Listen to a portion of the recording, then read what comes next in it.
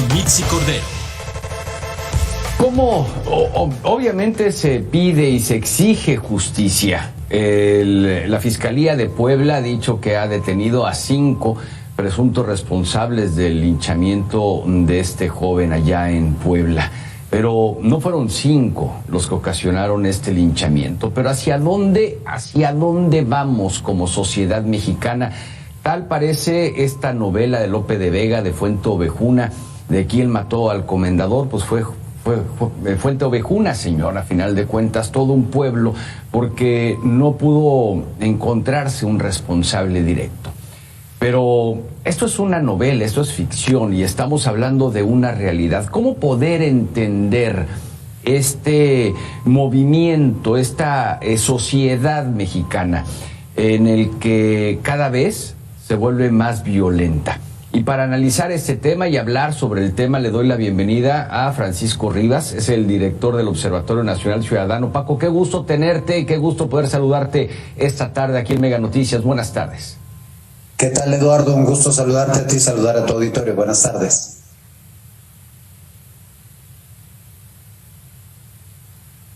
Bueno, ahora trato de retomar porque yo no estoy escuchando a nuestro invitado, a Francisco Rivas. Permítame un momento porque yo no estoy escuchando a nuestro invitado, pero vamos a ir desmenuzando o tratando de desmenuzar esta situación a la cual nosotros nos estamos enfrentando, porque no nada más es Puebla, es prácticamente toda la República Mexicana. ¿Cómo? Vamos por las calles y podemos llegar a ver un par de personas discutiendo, una saca un arma, una pistola, y dice, oye, pero es que no me vas a espantar. Bueno, pues espántate y le da un tiro. O familias como se pelean, se agarran a golpes. ¿Cómo tratar de entender esto? Yo creo que ya te escucho, Francisco. ¿Cómo te va? Muy buenas tardes, bienvenido. Un gusto estar contigo, Eduardo. Buenas tardes. Disculpa los problemas de audio. No te apures, así es la tecnología y así pasan los programas en vivo. Francisco, ¿cómo podemos entender lo que la sociedad mexicana está viviendo? Sé que no es exclusivo de México, tampoco quiero tapar el sol con un dedo y hacer, digamos que más fuerte la herida, pero estamos viviendo en nuestro país y la sociedad mexicana lo está sufriendo. ¿Cómo poder entender este movimiento de violencia y de inseguridad causada por la sociedad misma? A ver, creo que podemos resumirlo en estos términos. El mayor problema que tenemos en nuestro país es un problema de justicia, de acceso a la justicia. ¿Eso qué significa? Que si yo hoy soy víctima de un delito, ese delito lo más probable es que quede impune. En México, menos de... por cada 100 delitos que se cometen en nuestro país, apenas si se investigan 7. De esos 7 que se investigan, en realidad estamos hablando de una cantidad ínfima, o sea, estamos hablando de que apenas el 0.1 de ese 7 son los que llegan a una sentencia condenatoria de un imputado. El problema no es entonces nada más un problema de violencia generalizada, sino a la base el problema que tenemos es la ausencia de la capacidad del Estado de reconducir al colectivo y a los individuos al respeto de la norma. ¿Por qué se viola una ley? Una ley se viola porque se puede violar, porque se puede violentar. Entonces tenemos que las víctimas, por un lado, del delito, víctimas que sufren las desapariciones de seres queridos, víctimas que sufren la violencia cotidiana, que sufren los asaltos, se encuentran en muchas ocasiones en absoluta indefensión y por lo tanto generan rabia. Y esa rabia sale, explota como si fuera una olla a presión y a veces explota contra inocentes. Hemos tenido casos, tú ahorita tomabas el ejemplo de familias que se encuentran o personas que se encuentran confrontándose en la calle y que llegan a la violencia extrema. Eso ha sucedido. Pensemos el caso, por ejemplo, de un vecino que mata al otro el año pasado aquí en la Ciudad de México, en una colonia nivel socioeconómico medio alto. ¿Por qué? Porque el vecino se había estacionado mal y entonces le tapaba su entrada. Y la persona que comete el acto de violencia refiere de que esta queja era una queja repetida. Entonces, el problema es que la impunidad genera espacios para que la sociedad se vuelva violenta. Este hecho que tenemos que condenar absolutamente y al que le tenemos que pedir a la autoridad que resuelva con urgencia, es decir, que investigue a los potenciales participantes, no solo a los que actuaron físicamente, sino también a aquellos que tuvieron una participación en el ensalzar, en el motivar a la masa. Ellos también son corresponsables de un hecho de esta naturaleza. Insisto, de la cantidad de linchamientos que tenemos en el país, la mayor parte de ellos no son hacia personas que han cometido un delito. Ha sucedido con parejas que estaban visitando un pueblo y que también han sido amenazadas y luego torturadas y las mataron, las lincharon por casos similares en Hidalgo, en Puebla, en el Estado de México, en varias entidades del país. Lo hemos tenido con personas que trabajan para una empresa y entonces van a conectar el internet o el teléfono en una determinada zona y también los acaban linchando porque los confunden con un secuestrador o con alguien que perpetró una violación. Lo hemos tenido con funcionarios del INEGI que van a participar en las encuestas a lo largo del país. Eso nos señala que la violencia que estamos viviendo no está teniendo un cauce, no se está haciendo ningún trabajo por hacer el amortiguador social que se necesita por parte del Estado para que la sociedad no se levante en un ejercicio de violencia, que hay impunidad toda vez que hay estos casos porque al final a nadie sancionan y sobre todo que hay impunidad en la violencia y en los delitos cotidianos que sufre una comunidad y que por lo tanto salen y explotan de la manera en la que están explotando. Mira que me llama mucho la atención, Francisco, lo que acabas de comentar, el amortiguador, el cómo el gobierno, bueno, no el gobierno, el Estado mexicano en su totalidad, pues debe trabajar de manera interinstitucional para que la gente pues pueda haber un cambio, porque desde luego que la familia de este joven linchado en Puebla y en Huauchinango, pues desde luego que clama justicia, pero cuando ve el actuar de la Fiscalía, Francisco, de que únicamente detienen a 5 personas cuando visiblemente hay más atrás de todo esto, incluso quien empezó este rumor a través de las redes sociales, pues, ¿cómo hablar de justicia en un país cuando estamos viendo ese tipo de cosas? Pues mira, lamentablemente es porque tenemos una visión muy limitada acerca de la seguridad.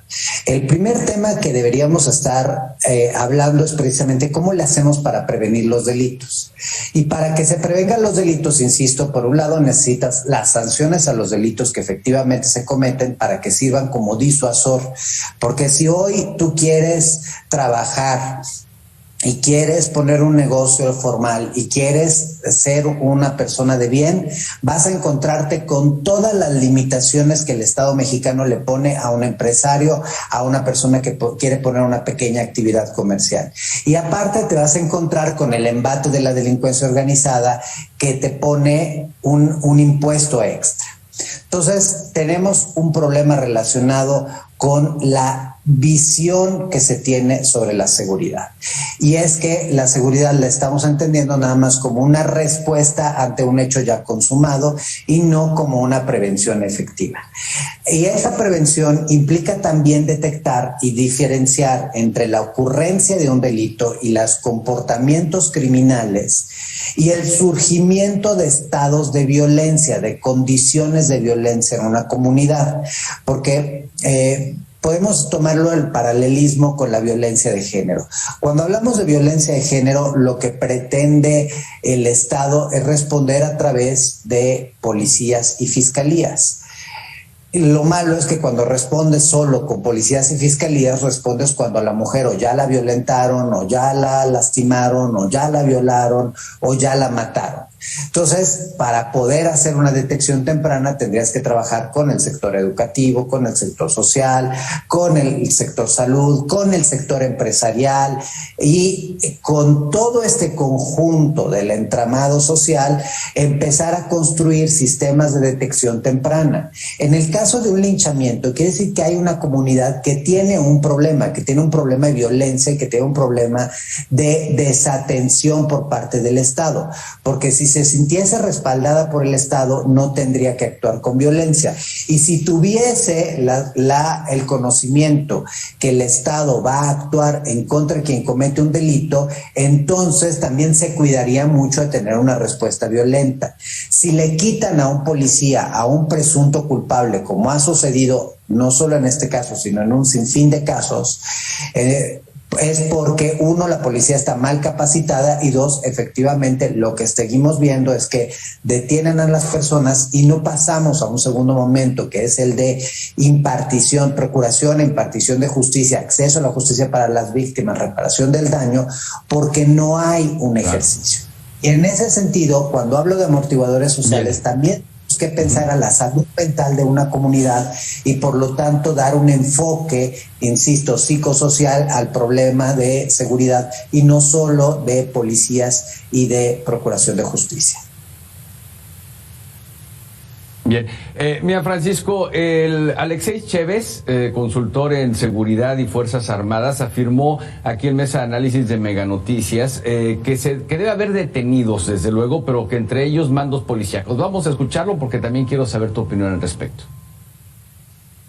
Yo creo que hay una importante omisión de parte de las autoridades de este poblado. Yo creo que deberían de ser procesados los mandos, y los elementos que no actuaron deberían de ser procesados. O sea, no podemos seguir permitiendo que no haya detenidos, no podemos no permitir que estas personas que lincharon sin razón, y aunque la tuvieran, no tienen por qué lincharlo, que lo lincharon. Eso, Alexei Chévez, es lo que nos dijo Francisco, pero también Víctor Hernández nos comentó que hay que ser cautos con la detención de los policías. ¿Tú qué nos opinas? A ver, yo cauto me refiero a la aplicación de la ley. El problema es que también, de nuevo, simplificamos el problema a detener. El problema no es detener, el problema es investigar y construir un caso. Si un policía actuó mal, es porque o no estaba bien capacitado, y entonces ahí hay que ver qué tanta de la responsabilidad de ese policía recae en él y qué tanta recae en un sistema. Claro que los policías deben ser investigados y en su caso deben sufrir las sanciones correspondientes, y para ello existen, o deberían existir, porque la verdad es que en los hechos no existen, áreas de asuntos internos, y esas áreas de asuntos internos están precisamente para identificar las fallas y poder ayudar a entender qué tanto es responsabilidad de uno, qué tanto es responsabilidad institucional. El otro aspecto es, una vez que esto se identifica, es irnos por toda la cadena de mando.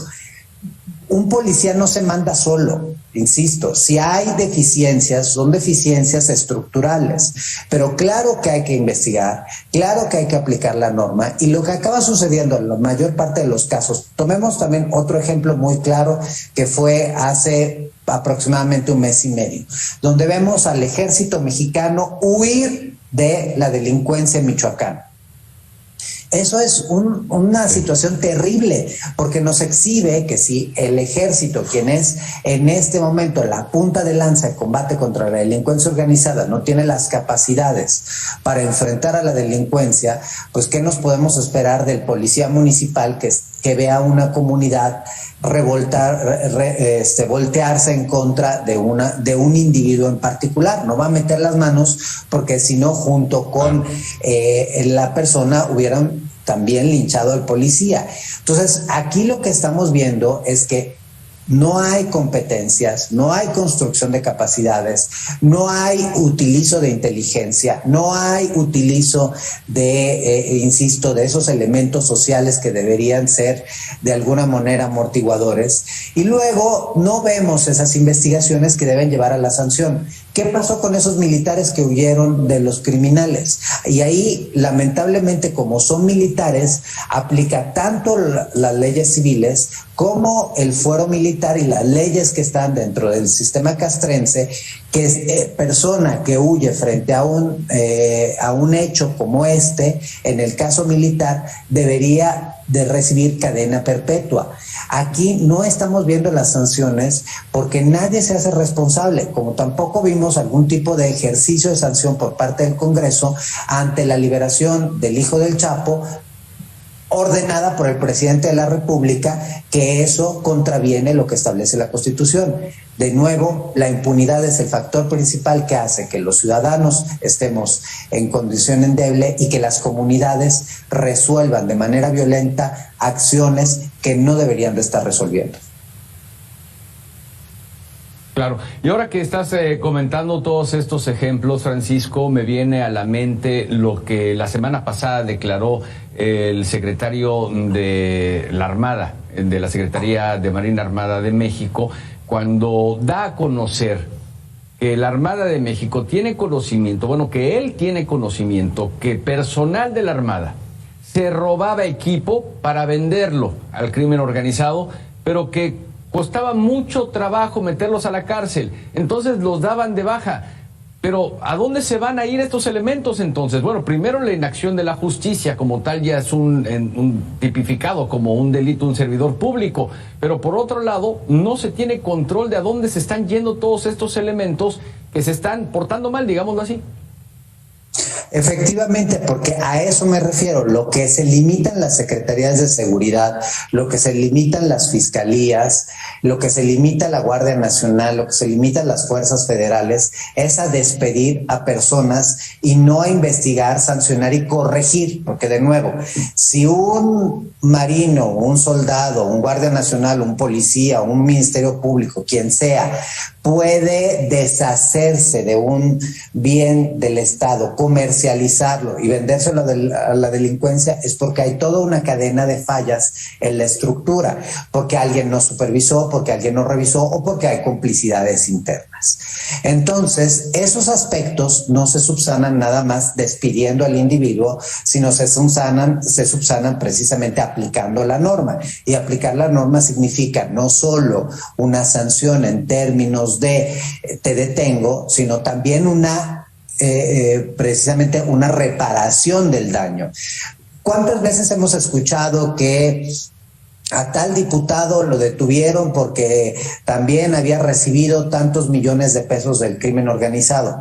Sale al poco tiempo y sale con el dinero intacto, como probablemente le va a pasar a Javier Duarte, como probablemente le va a pasar a todos los que sabemos que han sido detenidos, a la esposa de Duarte, que parece ser que ya la traen a México, a Lozoya, es decir, ya se resuelve con la misma maestra, el Bester Gordillo, al final salió con todo su dinero y tocado, 6 años guardada en un hospital porque ni siquiera pisó la cárcel, y entonces lo que hacen es nos ven la cara como ciudadanos. La ley es muy clara, incluso hay cosas en la ley que son excesivas. Por ejemplo, el artículo 123 constitucional en su apartado B, inciso 13, establece que un policía que es investigado por un hecho de corrupción no puede ser reinstalado. Entonces, también en muchos casos una persona inocente puede ser despedida y pues ahora sí que usted disculpe. Y claro, esas son personas que se encuentran con capacitación que pagamos nosotros, con información que tienen porque trabajaron en el área de seguridad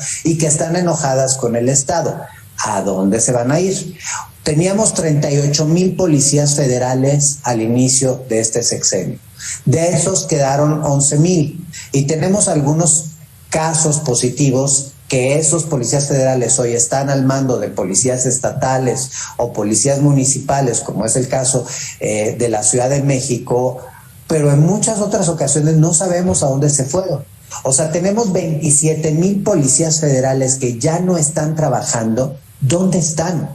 Y esa es una parte de propuestas que se hicieron en el pasado que tenían que ver con el seguimiento a quien se daba de baja de una fuerza federal o de una corporación de seguridad y justicia, precisamente para evitar que luego se nos vayan a la delincuencia organizada o a la delincuencia común, porque es lo que acaba sucediendo. El problema es que hemos perdido talento en lo que va del sexenio. Tenemos menos dinero que nunca para la seguridad, estamos en el peor momento de corrupción e impunidad, y eso pues nos lleva a que tengamos este sinfín de casos lamentables. Caramba, pues vaya información que nos das y vaya análisis que estás haciendo para nosotros, Francisco. Yo te lo agradezco en verdad estos minutos para la audiencia en Mega Noticias, y estaremos en comunicación, y gracias por la disponibilidad, la que siempre has mostrado para nuestra audiencia. Encantado, los invito a que entren a la página del Observatorio Nacional Ciudadano, y próximamente estaremos precisamente a final de mes presentando un estudio sobre trata de personas, que es uno de los delitos que más ha crecido y que es donde se involucra más la desaparición incluso de mujeres. Así es, y estaremos muy atentos de la presentación. Gracias nuevamente, Francisco, muy buenas tardes. Buenas tardes. Gracias, Francisco Rivas, director del Observatorio Nacional Ciudadano, aquí para Mega Noticias MX.